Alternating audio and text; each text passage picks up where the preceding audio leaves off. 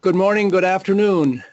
Welcome to the webinar. We are going to discuss today the evolution of customer engagement and what this means for manufacturers. Before we start, let's cover a couple of housekeeping things. So the chat box is available and the question and answer box. So if you have any questions at any time, please put them in there. We will try and respond to them as soon as we see them. Failing that, we have saved about 15 minutes at the end for Q&A, so there'll be lots of opportunities to ask questions and then. We will be recording the webinar, so you'll be able to listen to it in the future, and all attendees will receive a copy of the slides and the recording afterwards.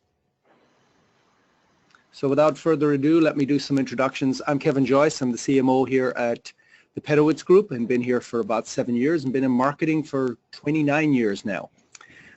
First up, Mark Umflett. Mark is Senior Director for Industry Solution and Strategy, and he's got 20 years experience in technology and more than 30 years experience with manufacturing and distribution industry. And as I recall, Mark, you joined Infor through an acquisition in 2006, and prior to that you led supply chain solutions marketing, and you were principal business consultant for several businesses. And I know you also spent 3 years as the Director of Supply Chain and Business Development in Europe. So welcome to the webinar, Mark. Thanks, Kevin. I'm looking forward to it. Peter Bell is Senior Director of Segment Marketing for Marketo, and he's leads Marketo's product marketing in EMEA in Europe. He's been in marketing for 25 years, so a lot of experience there, Peter.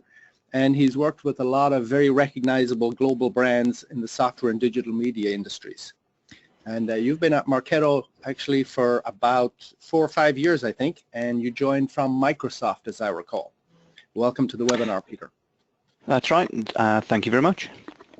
And finally, Jeff Pedowitz. Jeff is President and CEO of the Pedowitz Group, which you founded 10 years ago now, Jeff. That's been a fast 10 years.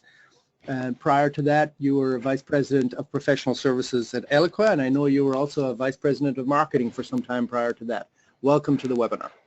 Thank you, Kevin. Glad to be here. So what are we going to talk about today? Well, the agenda has got 4 main topics.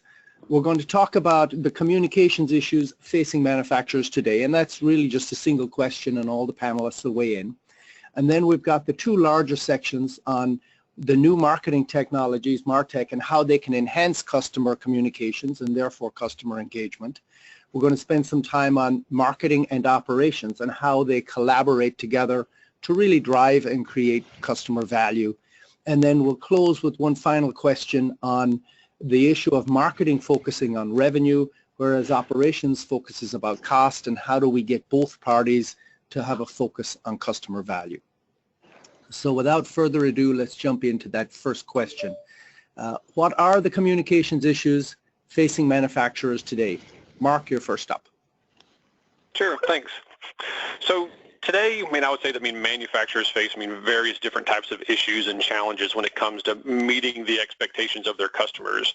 The issues on how to market to customers and satisfy their requirements for choice and fast delivery times are really consistent. Whether it's in a business to business or business to consumer, so B2B or B2C type of customers. These days, customers want choice. That's probably the first and foremost thing they're looking for, is that they want to be able to buy products with the options that they want and then have it delivered when they want it.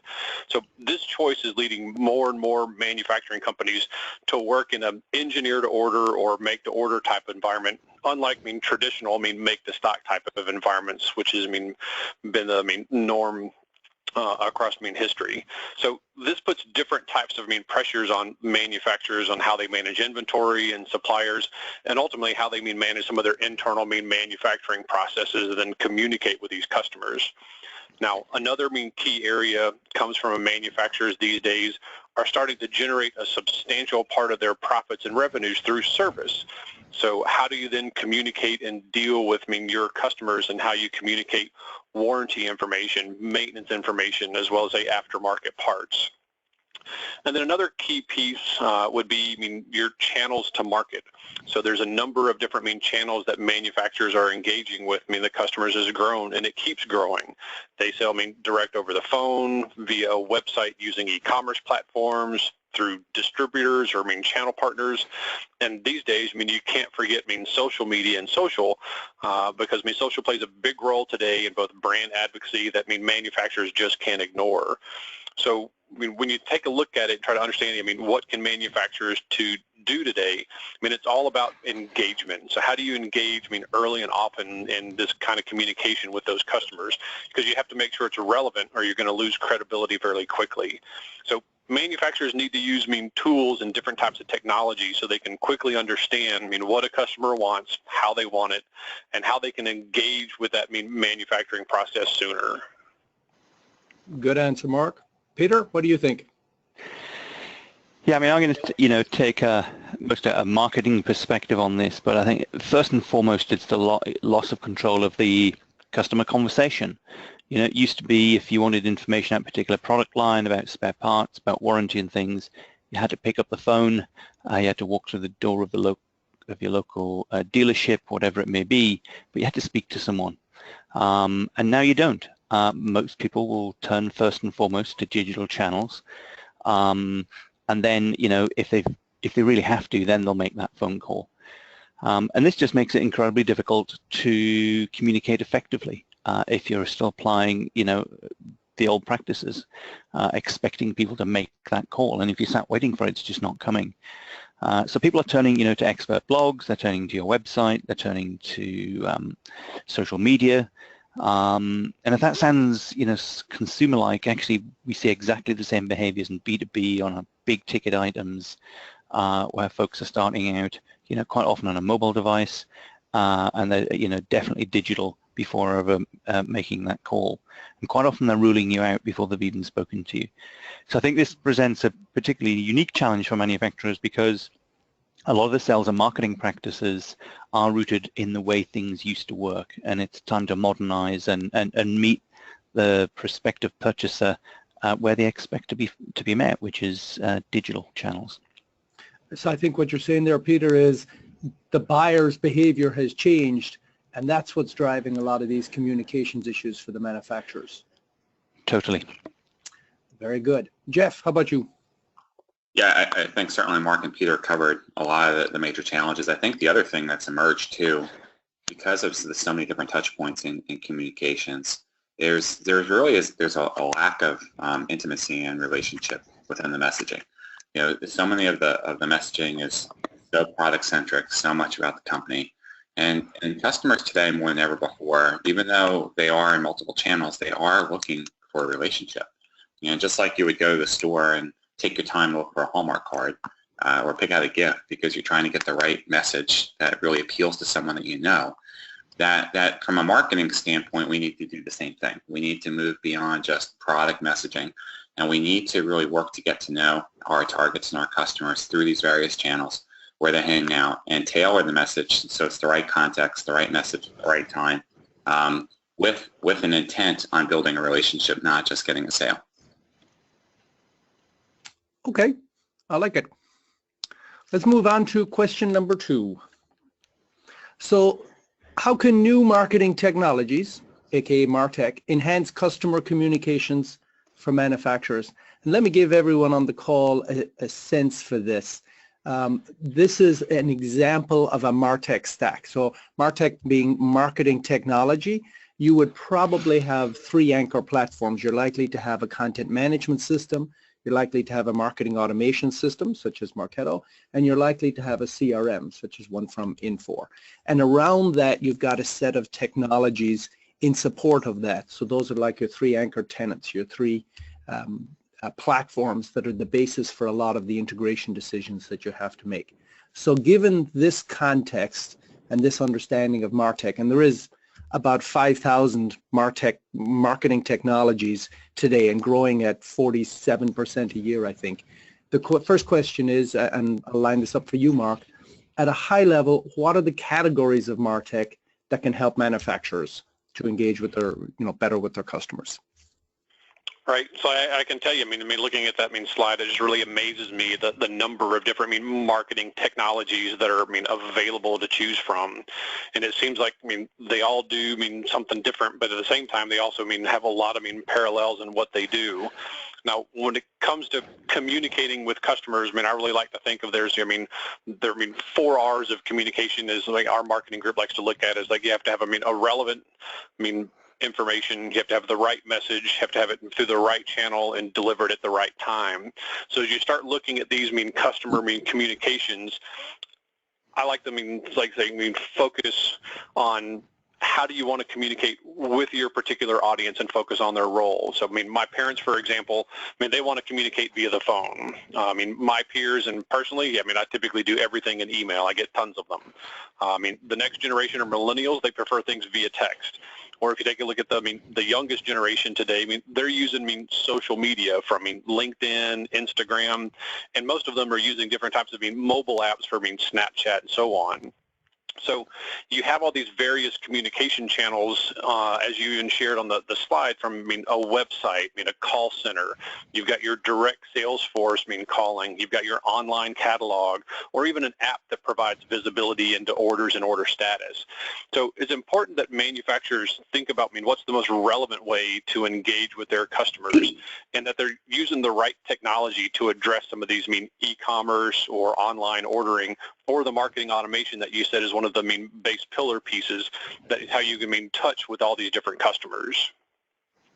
So to ensure the highest level of quality in that customer engagement, you really need to look at your different channels, your different types of communication, and consider the individual or audience it's intended for. So so thinking about those 4 R's really helps identify the right journey, as well as which is the different marketing technology that you need to really help map out and deliver the consistent messaging, really no matter what that channel is. Good answer, Mark. How about you, Jeff? What's your perspective? So that was a great slide that you shared, and that probably, believe it or not, that's only a fraction of probably the different kinds of technologies that you could use. There's a couple main categories. Both of you highlighted the backbone platforms, the marketing automation, the CRM, content management. And these systems can also work together with, say, a partner relationship management system, because many of you work through distributors, resellers, commerce, because a lot of you guys are also selling online, services, authorization, things of that nature. And those systems are organizing and orchestrating many of the different touch points. And then from there, depending upon which channels and where your customers are at, whether it's social or mobile or offline, radio, television, there's many different ways to reach the customer. So what technology is doing there is it's developing bi-directional integration between your main hubs and these peripheral systems of where you're communicating, so that you can harness all the information in a central location and then begin to coordinate more relevant and sophisticated communication at scale. And so that's really how today's manufacturing marketers are scaling. So think about it as it's a production plant for marketing, right? You're taking advantage of technology so that you can produce a lot more relevant communications than you could doing it manually. I think I see where you're going. Is there a logic to manufacturers choosing their backbone first and then layering on their choices of other technologies out of the 5,000 afterwards? How do you go about that? Yes, I mean, because if you work backwards, it just makes it fundamentally much harder, right? So I'm going to keep coming back to the plant, right? You design a manufacturing plant that has a certain amount of square feet, right? There's so much equipment that you can fit within there, and you have a certain amount of productive capacity. So from a marketing standpoint, you're trying to do the same thing, right? You're trying to figure out, so what are my base technologies? What kind of shop am I running? Some of us are predisposed to maybe 1 or 2 vendor technologies. Others are more wide open. Is your company doing a lot of on-premise technology, or are you more comfortable with the cloud or even a hybrid? All these are important decisions to collaborate with IT, but you do need to start off with those main hubs and those backbones, because once you have that down, it becomes infinitely easier to figure out which pieces connect in without having to do additional work, because those vendors are already paving the way for you. in terms of figuring and opening up their platforms and making it easier for other technologies to integrate. That makes perfect sense, and I get it. By the time I get to the end, I'm trying to think measurement and reporting, because as a manufacturer, they're extremely good at this, and I want to do the same in marketing, and being able to get technologies to connect together so I have data that flows more easily between them. It means I will get better reporting on all of the right facets of the data, which is a good segue into the marketing automation piece, which is one of the hubs, right? So the CRM, so the Info CX, for instance, is a hub. Also, marketing automation is one of these backbone platforms. Peter, why is there so much excitement about that? Well, first and foremost, it's a natural extension of CRM. Most organizations are either through or underway with their CRM deployment, which modernizes to a certain extent. But the reason marketing's been so excited for the past few years about marketing automation is it's their equivalent system to, if sales use CRM, then marketing automation is the marketing department's equivalent. And it's the first time all these many point tools that have been on offer for some time have really been brought together into a single platform. Now, for Marketo's part, we think about this conceptually in three very, very simple ways. It allows you to listen for your customers in the digital channels. It allows you then to learn from their behaviors and then respond in a personalized way. So there's an appropriate response to an activity. Or it could be a non-activity. Perhaps someone didn't do something or they did do something, but then that then creates a trigger which delivers a more personalized marketing experience. And two things from this. One is you start to build that aforementioned personal relationship. Secondly, you can do this at scale. It takes the weight of the burden off of the marketer's shoulders because you can automate these tasks. And this is what typically very small marketing departments in manufacturing who've got plenty of other duties to deal with. It gives them an opportunity to be able to scale their presence and really meet the challenge head on. And then for the organization as a whole, when you put CRM and marketing automation together, then you really start to regain control of the sales cycle because you're back in at the beginning rather than coming in 70% of the way through because it's been out of sight, out of mind while the prospect or the buyer has been doing primary research on your product lines and services and the rest. So really it's a very, very powerful solution standalone, but particularly when hooked into your website and into your CRM system, then it becomes transformational. You've got this picture painted in my mind, Peter, from that of like a three-way conversation. You've got the customer, you've got sales, and you got marketing. And by connecting the marketing and sales systems together, we're sharing with each other what conversation we're both having with the customer so that we look coordinated, and of course we're optimizing the communications to the customer. Completely. And just a slight aside here, you can also put it to some other very, very relevant uses outside of just sort of lead management and lead management growth. Lennox International in the heating and ventilation space, they're using it to make sure their channel are engaged and ready for the next product launch because they'd seen engagement dropping off, they hadn't seen the same bump in revenue, and they've digitized their approach using Marketo to product launches, and they can see when a channel partner has engaged with them ahead of that launch, and if they haven't, they get a call to prompt them to engage. So when the customer comes through the door, they're equipped to have that conversation and make the sale. I love these examples, Peter. So it actually allows me to morph this question for Jeff a little bit. Jeff, in the context of the marketing automation, and Peter just gave us an example outside of your standard funnel, how does this marketing automation help you in communications across the entire customer lifecycle?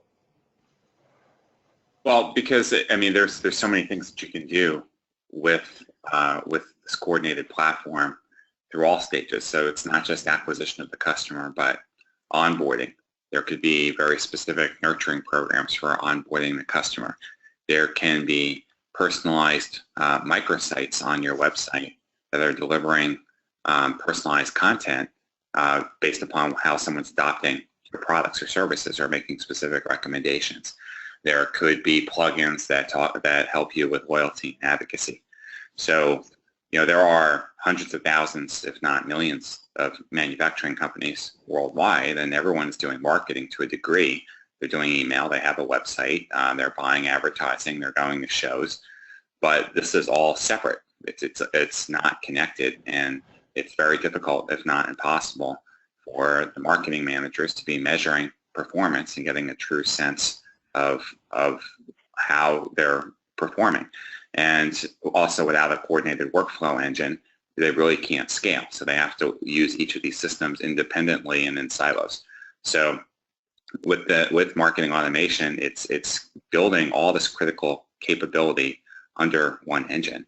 And so therefore, you can do a lot more. So you can develop a lot more programs, you have a lot more information about your customers, and thereby you can start to tailor things, build business rules that are going to automatically show the right content at the right time, depending upon what someone is doing. I heard from both of you, I think, all the right key terms to help me understand this. You basically said this is a database that collects behaviors. It collects reactions, what's going on with the customer, and then because it is a workflow engine, it allows you to adapt at scale so that you can start to treat each and every customer you're engaging with uniquely based on their prior behaviors.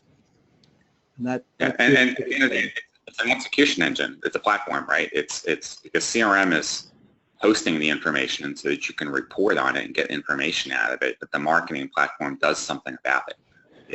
It's the one that's delivering, running. It's an engine that is, and so those two together really give the marketer an incredible competitive advantage. Well, you must have seen my next question, Jeff, because that's the perfect segue to this question. So let's say I'm a manufacturer. I'm already in the place where I have a CRM integrated with my ERP. What's the next logical addition to my MarkTech stack? And so I'll go back to you, Mark. Sure. So it really depends, for the manufacturer, which direction they want to go. They can go more towards, the classic, marketing pieces we've just been touching on, the marketing automation and how you collect some of that behavior. Personally, I've got a background that's more on the sales and production side, so I typically lean and tend to take a look at the configure, price, quote type solutions that are integral in assisting, say, a guided selling approach in the make-to-order type environments that we see today. It really aids in the ordering process by showing all the available options and then recommending add-ons for a particular deal that are relevant to the customer. These kind of solutions can be used as part of an e-commerce solution or a mobile app or even some kind of portal type solution. Now, when we start talking about collecting behavior and collecting information, a CPQ type system really helps provide incredibly rich profile information that feeds into a CRM or feeds into an engagement platform like a Marketo, that really helps enable the manufacturer's marketing department to then develop these highly personalized campaigns based upon the individual types of products being configured to order. So this enhanced level of customer engagement can really help turn that customer into an advocate even more quickly. So in addition to increasing the sales for the manufacturer, if I put on my production hat, this kind of technology also ensures that there's no disconnect between what the customer has ordered as well as what the manufacturing has to do on the shop floor.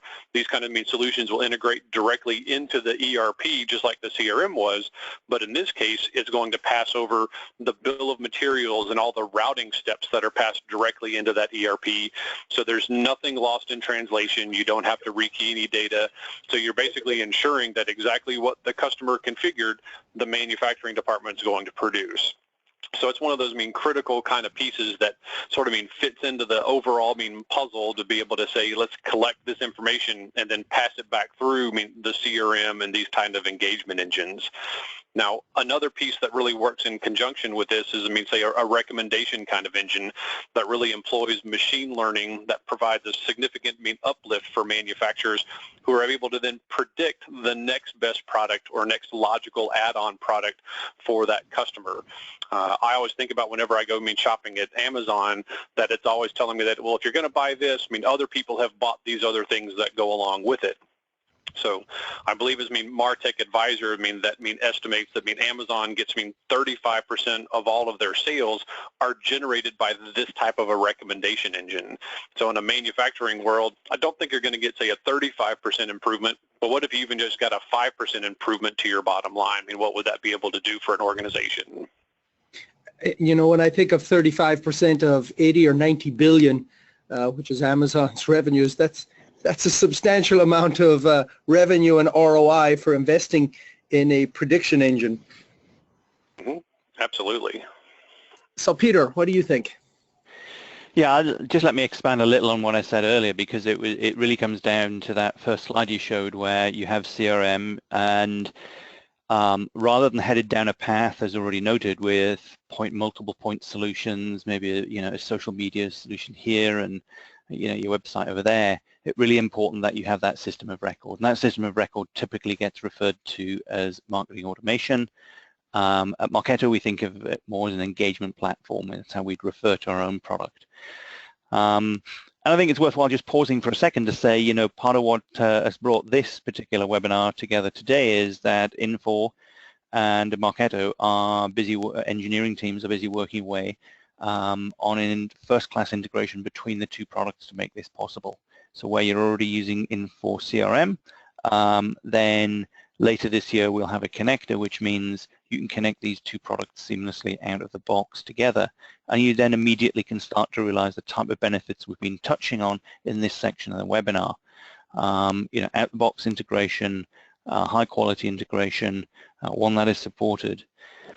And then you get that aforementioned visibility of the whole buyer journey, and your marketing system, the marketing automation platform then brings together the other pieces of marketing software that you'll continue to use, because you will have a social media tool of preference, and that plugs into marketing automation.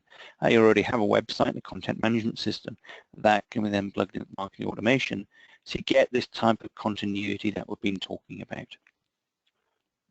Okay, I get it. So it leads us to the question is, okay, what do I gain from investing in marketing technology? And obviously I'd love to hear the answer in the context of enhanced customer communications, but I know you're probably going to go to ROI, revenue as well.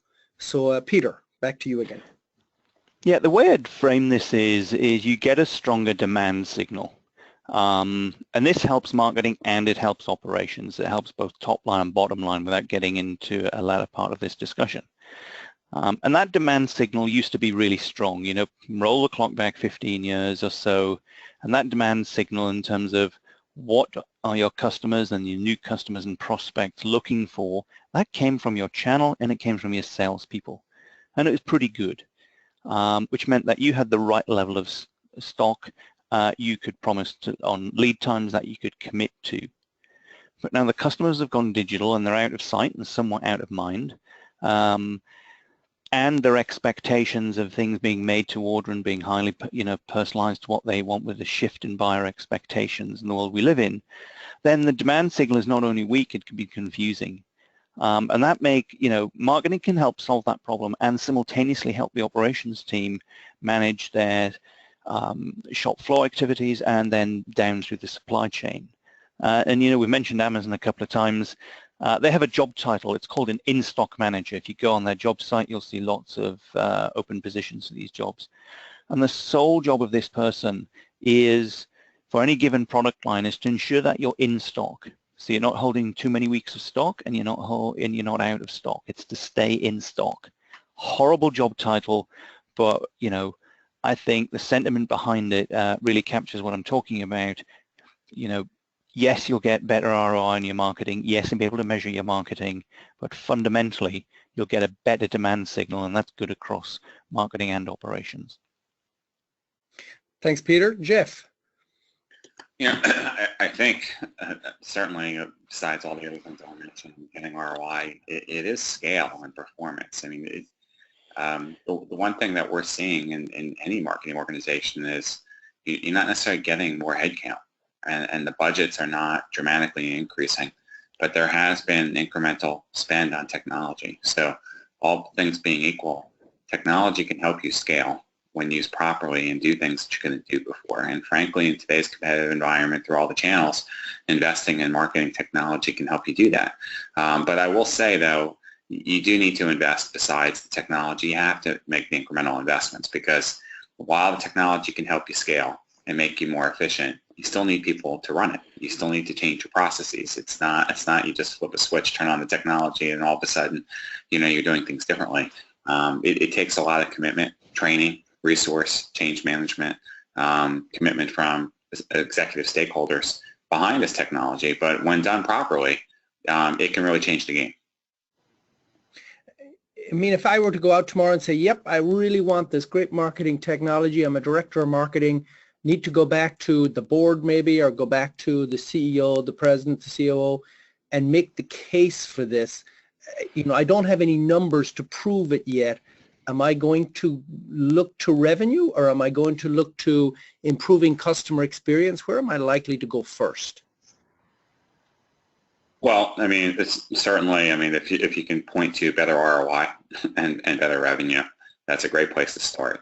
At the highest level, right, you get $1 in marketing each year, and then how many dollars of net new revenue or market share or gain from that investment? So this is a way of increasing that ratio. So strategically applying technology used properly can increase ROI, can improve customer engagement experience. But there's also plenty of examples. So Peter mentioned a couple. Or look at a classic company like GE that has so many different divisions and technologies. They've been using marketing technology now for a good 8 or 9 years. It's a competitive advantage in many markets. And so there's a lot of stories like that where established companies are turning to technology and changing the way that they're doing their marketing so they can be more competitive. And that's the other thing today. I mean, even if you are a big established company, you're competing with smaller firms that are using technology to get reach and are able to do things that a few years ago would have been unthinkable. They can compete in markets without even having any physical presence there. They can set up online and digital stores and compete. So it's just having a size advantage is not enough anymore. You need to be able to have a technology advantage, a process advantage, a modern marketing advantage. This is good, and it logically leads to the next question. I've seen lots of stats from the Aberdeens and the Gartners and the IDCs of the world that show that companies that are strong, or they're leaders in customer experience, aka customer communications, customer engagement, have higher stock price, they've got greater return on the revenue, and so forth. So Mark, specifically, how are you going to use these technologies to personalize and to predict future purchases? Sure. So I'll actually go back to the CPQ example that I touched on earlier. A CPQ solution is all about allowing a manufacturer to give both that B2B or B2B customer the ability to personalize their order. So they want it created in exactly the fashion that they want, with the features and functions that they want on it. Well, what you can then do is actually leverage all of the rich, relevant data that results from all these customer interactions, along with the ability to achieve the 4 R's of communication, but do it at scale, which is going to be a fundamental key growth strategy for revenue. Now, so once you have all this information, so predicting future purchases requires you to then take a lot of this big data and analytics, and you start viewing all the trends of your orders to understand, what's going on within my manufacturing environment, and what is the scope of what my customers are asking for. You then take this information and then pass it along with your engineering department as they start creating new products to introduce. You then need to have all of this relevant data and all this history, so you can then make the predictions on how do we believe this new product is going to come into the market. So having these predictions are all part of the requirements that a manufacturing company has to be able to utilize to be able to manage and satisfy the needs of their customers. So clearly, leveraging all this types of information and all these different types of marketing technologies and doing it to its greatest advantage really requires that both marketing and sales production and operations are all aligned across the various people and processes, and ultimately, again, the technology that we're talking about today are all in alignment. You know, you remind me that I think it's got to be 20 years ago, Peppers and Rogers wrote a book called One-to-One Marketing, and to some extent it was predicting the marketing automation and the ability to do some of this stuff at scale. So Peter, turning to you, how do you use these technologies to personalize and then to predict future purchases? Yeah, I think I can see two parts to this. I think one of which builds on what Mark was talking about. I think specifically to marketing automation, there's a lot of discussion in the last 18 months around artificial intelligence. We prefer the term predictive. They both mean the same thing, really, in terms of we can use the brains of the marketing automation platform to look at how people are responding to certain content, and that content, typically translates to a product line, it translates to a data sheet, it translates to a configurator, perhaps, and taking that and looking at how certain segments of customers are responding to certain types of content, the machine can then take that forward. So rather than having the marketer lay out every data sheet, every product line, which can just be a huge job if you've got a diversified product line, and hundreds and hundreds of SKUs, then you can let the machine take ownership of some of that and say, hey, look, you put guardrails around it, so nothing untoward happens, but very simply, the machine has a pool of content, and it will choose the final one to show. And we can already, with customers already doing this, we can see lift in their order value, we can see lift in the number of orders they're getting, because it turns out the machine is better at making hundreds of personalized decisions, every minute, rather than, the marketing team trying to run to catch up. The second is you get a super feedback loop. So again, away from lead management, we see customers who are using it just to understand more about what their customers are doing with their products and what they're actually looking for, the ways that they arrive at their site. Manufacturing in Europe, Graco, who make grease guns, they found an entirely new segment. It turns out there's a cohort of customers who are using their grease guns to spray sprinkles on the top of cupcakes. It wasn't an intended market for them, but actually their product is ideal for that purpose. So, the food vertical now becomes an attractive opportunity for growth. And that's just coming back through the these feedback loops. It's a good example of where you can take information back and start to understand where you could find that white space for growth. I love these examples, Peter. That's great. Okay, let's move on to the third section. So marketing and operations. How can we best get these organizations to collaborate to create customer value? And the first question, let's line you up, Mark, for this, is how do you manage the impact of marketing initiatives on the operational processes? Right. So, if you think about trying to integrate, obviously having sales, marketing, and manufacturing operations, they really have to work closely together, and you really have to eliminate any silos that exist between departments. And that really all starts initially by having that ERP integrated with your CRM. That's obviously one of the key basic steps. And as Peter discussed, another key piece of that is integrating the marketing department and the marketing automation type solution. So this really ensures that if you have got these three core components, that you've got a clear and streamlined, say, data integration strategy. And you need that because you need to be able to pass all of your product information into the CRM solution where all your customer profile data is stored, and then bringing relevant information back into the marketing automation solution, which really enables the marketing departments to really help deliver relevant messaging to individuals in a timely manner. Now, I already touched on a little bit about the CPQ type solution where it links sales and the production to be able to pass the bill of materials.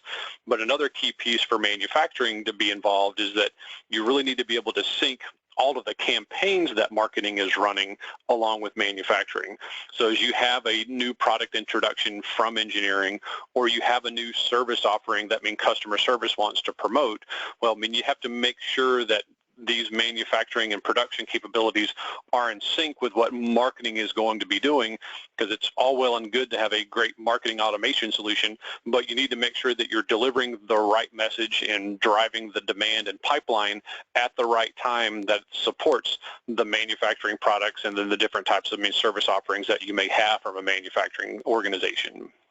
I think what you're saying is, Mark, is marketing has gone beyond being the owner of pens and mugs, and they're actually the owner of a lot of the digital properties where engagement with customers is happening, both the social properties, the website, the email platforms, and so forth.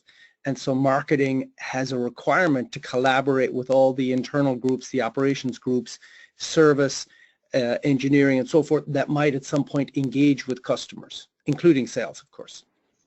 Completely agree. Marketing is a critical department these days for a manufacturing organization. And as you said, it's because they're responsible for the website messaging. They're responsible for pushing content and driving pipeline.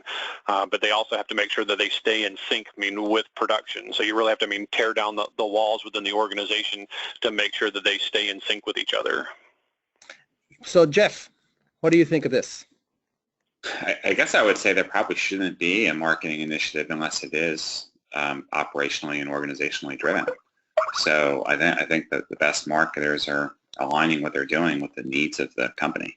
So if there are specific business objectives that the company is trying to achieve, operations should be figuring out what it needs to do to change its processes, and then marketing should be working in alignment with that to ensure whatever programs and campaigns they're building are in alignment with that. That way, everything gets measured, rolls up cleanly to the top, right? So did marketing's initiatives help support the business objective, and what was a successful outcome? And then in this way, marketing becomes a key contributor. Okay, I get that. In fact, what's interesting is you play into the next question, which is the role that marketing plays. And in this context, it's what is the role marketing playing in managing the impact of waiting times? And obviously, smaller wait times creates more customer value. Peter. Yeah, I think this comes back to something I was talking about earlier, which is, providing that higher quality demand signal. Capturing all of the intent throughout the purchase process, and providing a synopsis of that to inform the shop floor and then ultimately the supply chain. Just reinforce, reflecting the change in buyer behavior. And not trying to apply old solutions to new challenges. Jeff? We've mentioned Amazon a couple times, so probably relevant here. I'm sure many of us have ordered something in the morning from Amazon and had it delivered that day. How are they able to do that? They can't have every single product in their inventory at every single distribution location around the world. That would be impractical. So they're using data, they're using science, they're using predictive algorithms to figure out which products are most likely to be ordered for same day. So, and this again is where marketing can play a role with just in time or in wait times. It's by getting out in front, harnessing and organizing this information, and then developing the right insights to feed into the manufacturing plant. So as it understands customers more, through using data, taking a data-driven approach, then that's how they can impact wait times. Okay, thank you. So it leads us to the penultimate question in this section. How can marketers track key KPIs, marketing costs, campaign metrics, customer lifetime value? And in tracking those, presumably I can turn this around to create customer value. Mark, please weigh in. Mm-hmm. So if you think about what Jeff was talking about, you really don't want marketing to be running a campaign unless it's tied into what the production group can actually then deliver. And really all of this starts with doing proper planning and budgeting as an organization. And marketers really need to have a complete view of resource management, asset management, budget and cost tracking, all the way through the creative process and approvals and analytics. So the upfront planning is critical, to get right before, campaign execution. In today's, marketing departments, best-in-class companies are using some form of, resource management solution to really help navigate, all of the planning and budgeting elements so they can best plan, execute, and monitor the various different types of, multi-channel campaigns that they'd be running.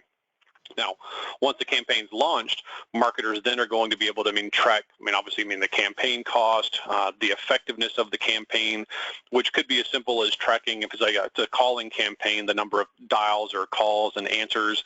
If it's an email campaign, it's going to be the number of opens or clicks. If you're doing something on the website, it's ultimately how number of downloads and site visits that you have or page visits. But ultimately, you're driving towards, what kind of interest is generated, how many hand raises, what kind of pipeline, and ultimately what kind of revenue are you generating from these different types of campaigns that you're running. So when you start to look at these complex multi-touch campaigns and tracking them, it's also about helping move that customer along their buying journey. So many companies will track that buyer's journey through some of the marketing automation type solutions that really wants to identify some of the early stage buying behavior to really get them started.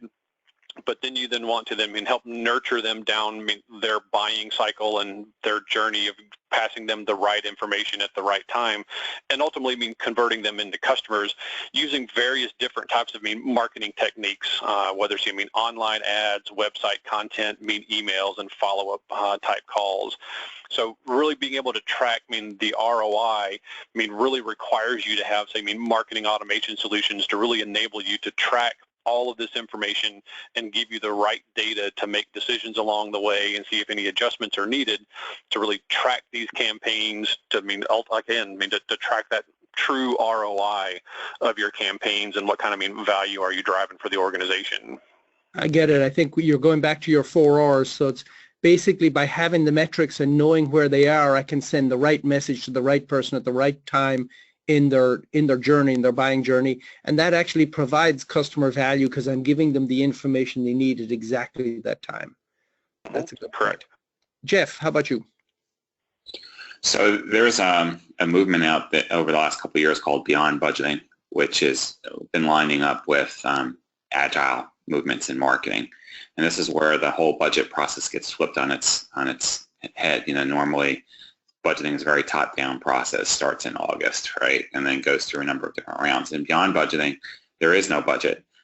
Each marketer that's responsible for a program or campaign has to build a business case for how much money and what kind of return they're going to get. And then if it's approved, then they have to come back and show whether or not they met or exceeded their targets. And this holds everybody in marketing accountable and gets a lot more buy-in. And it's a lot more nimble and flexible approach to managing the budget. And so this approach can be taken without any additional technology. It's really more of a cultural discipline. So marketing needs to move beyond just tracking activity and impressions and reach, and needs to start tracking, even if it's on a cocktail napkin, that everyone should be expected coming to every week that they're going to be managing and being held accountable for what they're doing. And then from there, it's really about developing the right types of metrics, again, that line up with those business objectives. So, every year, a company doesn't really have more than 3 to 5 top-line business objectives.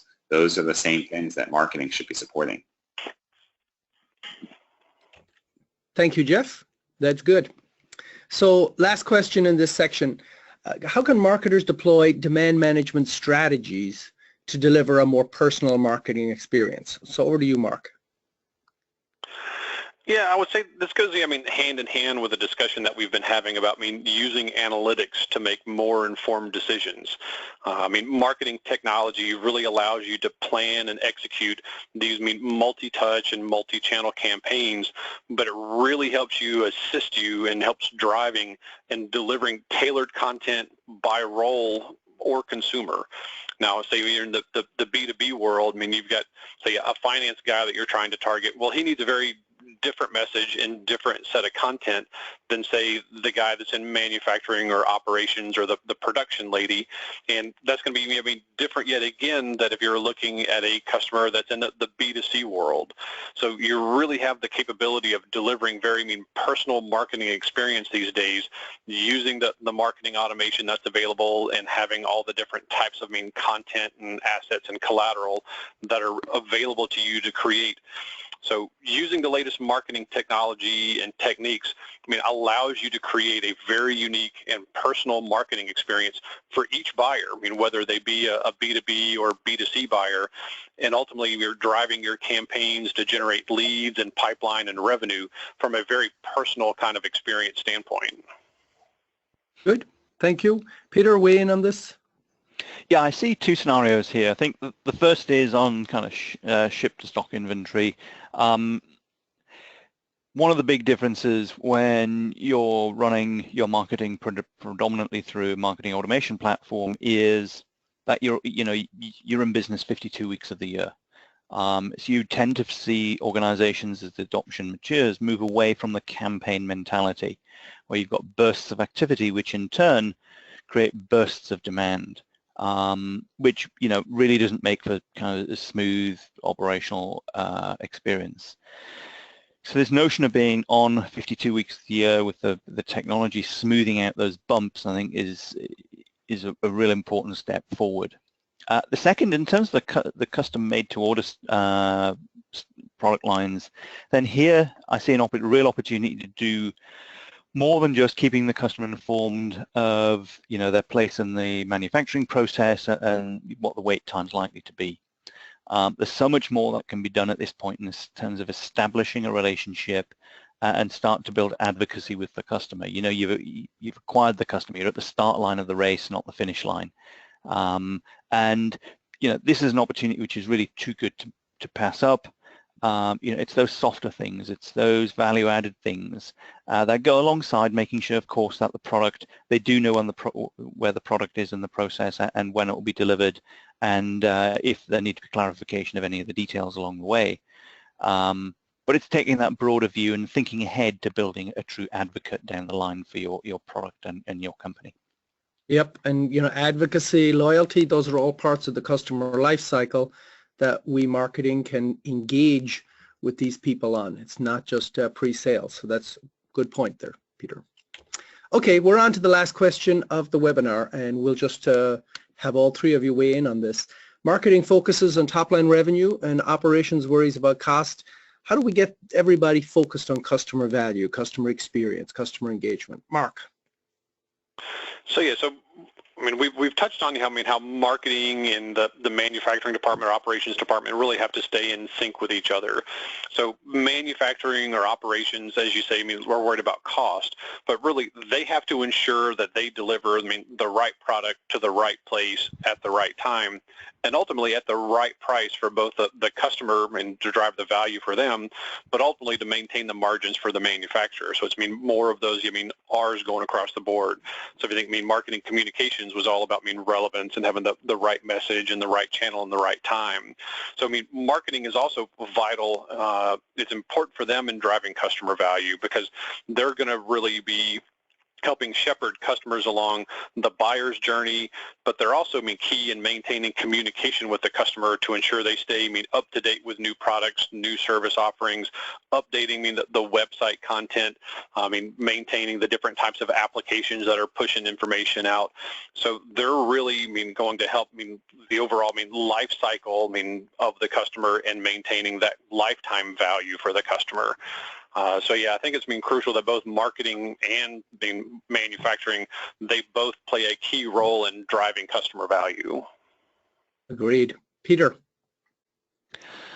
I think there's a marketing tool which I believe has relevancy outside of marketing. It certainly has relevancy inside marketing. It's that notion of developing personas of your different customers, understanding who your customer is, putting a face to it, and really understanding them. And then, I see that done, but sadly I also, too often see that work done, but then really not be in the conversation down the line. Particularly with product marketing, when they're thinking about future requirements, market requirements, customer requirements, the discussion should center around that persona, because that persona, is the abstract for the actual customer. That is the proxy for the real customer, and making sure that you really remain centered on the customer in those discussions, rather than becoming centered and excited about the engineering behind the product, and then having that then translate into your marketing, as well as the future design and enhancement of the product lines. So for me, it would be all about using personas and using them outside of marketing as well as inside marketing. Yeah, I think you make the point well. Moving from being a product-centric firm to a customer-centric firm can be a huge step for many firms. Jeff? So I think the main thing is we have to ask what customer value means to the customer. So, a lot of times where I think companies miss the mark a little bit when they do develop personas is they don't validate them. They don't go back into their CRM systems and see that the data and the attributes that they combined in the room are actually there, that they can actually measure that. Do they go and ask the sales team? Do they talk to analysts? Do they talk to their customers? So I think that's a really important part in terms of what does value mean in the eyes of the customer. And then once you start really talking to the customer and putting them in the middle versus putting the product in the middle or the company in the middle, that's how you start transforming to being truly customer driven. Good answer. So we're at Q&A. We've got about 5 minutes left, 4 minutes. I'll take one question. Ryan asks the question, if you were to give advice to fellow marketer on how to approach sales to get the conversation started, what would be the first step? And Jeff, why don't you go first? I would say invite them, sit down with them. I mean, you'd be amazed at how receptive sales would be by just including them in the planning of your campaigns and asking for their input. Personally, I think it should be sales and marketing meetings, not one versus the other. Set shared goals, have marketing be accountable for the same thing sales is accountable for, and you're going to get a lot of alignment. Peter? Look, I'd say all of the above, plus work with sales to understand who their key accounts are. In many organizations, sales already understand who the major buyers are of your product lines. And they're actually, certainly in those first steps, better to generate growth where they want it and they know that they want it, than start to develop growth outside of that. Think of that as a step 2. In the first instance, understand as a marketing team how you can drive growth in the accounts they've already established are interesting to sales. Good answer. Mark? So basically, piling on with everything they said, you definitely first have to start with having the conversation. So as companies look to have a standard sales and operations planning type process, you need to incorporate both sales and marketing and production into these conversations to really understand, all right, where's the company going? What are the products that they're able to drive and deliver and produce, and ultimately that then leads sales to understand, are we going to be selling these into these key accounts, these big customers? Are we going to try to drive into a new geography and a new market to try to drive net new types of opportunities? So really understanding what are the products you're going to be able to manufacture, what are the sales channels and markets you're trying to move into, really then leads marketing to go down the path of, all right, well, to support those objectives of our organization, these are the campaigns that we're going to be able to run. These are the personas of the people we're going to try to target. So I think it's instrumental that sales and marketing and production get together consistently to really understand the direction that everyone's trying to go. Couldn't agree more. In our experience in the last couple of years, in fact, for more mature organizations that are ready, when you start to do ABM campaigns, account-based marketing, it really drives sales and marketing together. And I think that's a great way to end it. I want to say thank you to all of our panelists, Mark and Peter and Jeff, some great cogent answers to these questions. And thank you for attending or listening to this webcast, and reach out and call us if you have any further questions. Thanks a lot. Good day.